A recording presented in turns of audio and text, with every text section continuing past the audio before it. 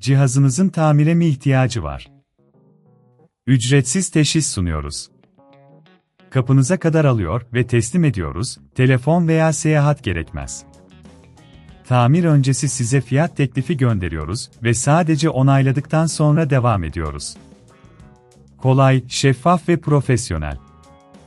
Link açıklamada. Merhaba, bu videoda Asus B1502CB model dizüstü bilgisayarın LCD kapağını nasıl değiştireceğimizi öğreneceğiz. Öncelikle, gerekli aletleri hazırlayalım. İşte ihtiyaç duyacağınız aletler: 1. Philips tornavida, 2. ince düz tornavida, 3. plastik açma aracı, 4. temizlik bezi ve 5. yeni LCD kapağı. İlk adım, dizüstü bilgisayarın güç kaynağını kapatmak ve bataryayı çıkarmaktır.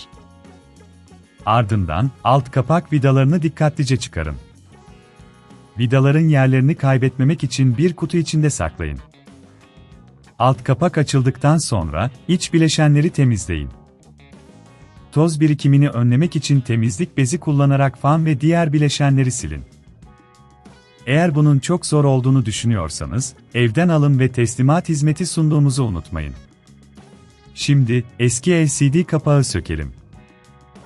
Bunun için ekranın kenarlarındaki vidaları bulun ve çıkarın. Ekranın alt kısmındaki plastik klipsleri açmak için plastik açma aracını kullanın. Klipsleri dikkatlice açtıktan sonra LCD ekranı yavaşça kaldırın. Yeni LCD kapağını yerleştirmeden önce bağlantı kablolarını kontrol edin. Her şeyin sağlam olduğundan emin olduktan sonra yeni LCD kapağını yerine dikkatlice yerleştirin. Ekranın kenarlarındaki klipslerin düzgün oturduğundan emin olun. Artık vidaları tekrar takma zamanı. Vidaları sıkmadan önce tüm bileşenlerin düzgün oturduğundan emin olun. Tüm vidaları yerine taktıktan sonra alt kapağı kapatın ve vidalarını sıkın. Tamir öncesi fiyat teklifi almak isterseniz bizimle iletişime geçmekten çekinmeyin.